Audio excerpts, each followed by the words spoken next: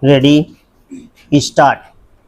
I should like now to make a few observations on the budget. This budget makes a turning point in the history of our country.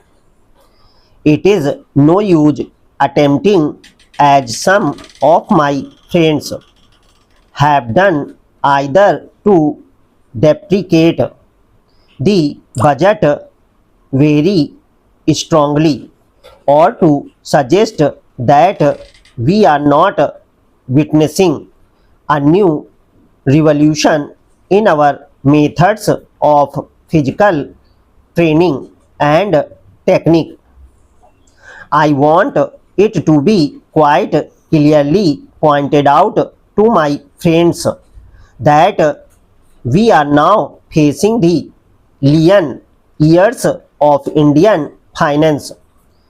Hitherto, we had revenue surpluses, which were a form of public saving and which were meant to be utilized for capital development. Hereafter, this form of revenue surplus would not be available. We have therefore to find out ways and means of implementing our great program of national reconstruction at minimum cost. My point is that the deficit on revenue account would be of the order of about rupees 19 to 20 crores. Here, let me point out that I do not agree with those of my friends in the finance department who have attempted to suggest that rupees 9 or 18 crores which are obtained from Pakistan should be put to the revenue side of the budget. They are to be put on the capital side, but that does not seriously alter the trend of my argument. What I am suggesting is that we would have to be prepared for a deficit of a much higher order even on the revenue side. That itself should make us realize that there are very many problems which we have to face and that we have to undertake ways and means of increasing the resources of our country so that it might be possible for us to have a greater amount of surplus, of a greater amount of public saving for the purpose of financing capital development. The finance minister, in the course of his speech, Mr. Deputy Minister, pointed out that the deficits during the past 2 years were of the order of rupees 83 crores. I venture humbly to disagree with him because I feel that when we are talking of deficits, we must take into account the overall deficit incurred by the central government, and that would be of the order of rupees 200 crores. During the years of relatively light expenditure, we had a shortfall of about rupees 200 crores.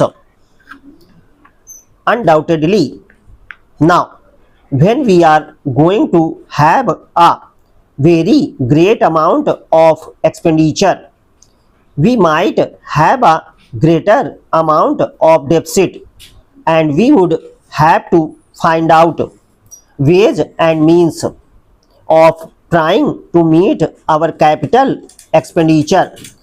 Some members have pointed out that deficit financing is good. Others have pointed out that it is poison. One honorable member who preceded me pointed out that it could be taken like a tonic.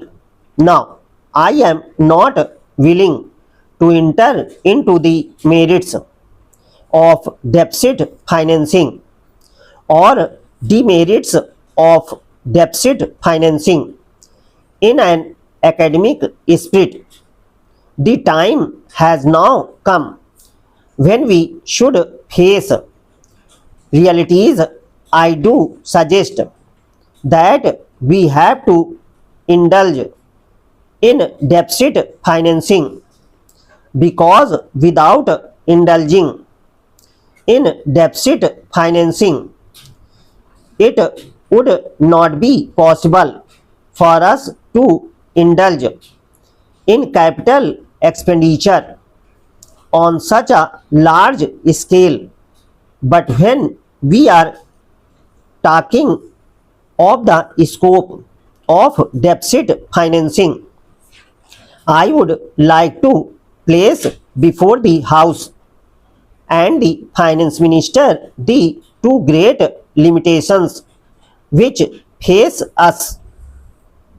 The first limitation that faces us is that concerning the internal price label. The Honorable the Finance Minister referred to the cost of living. He said that he was going to keep a watch over the cost of living so that it may not shoot up within a short period and make a mess of the plans of capital development. But there is another limitation which has also to be borne in mind, a limitation which has not received as much notice as it should have done in all the discussions that have taken place on deficit financing. That limitation is the external limitation, or the limitation which arises on account of our balance of payments position.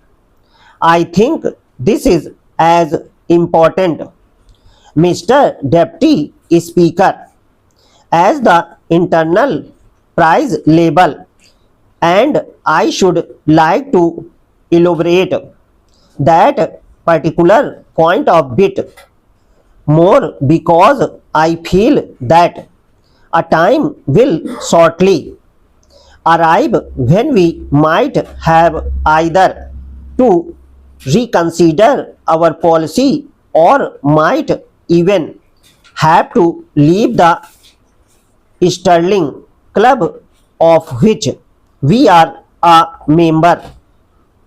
The second serious limitation is as serious as the first. What would be the consequences of deficit financing on our balance of payments? The Finance Minister in his budget speech points out that so far as the balance of payments position is concerned, they have now, whether it is by accident or design, a favorable balance, and they have contributed about rupees 63 crores to the dollar pool during the past 6 months, but the amount we indulge in deficit financing, we have to be prepared for worsening of our balance of payments.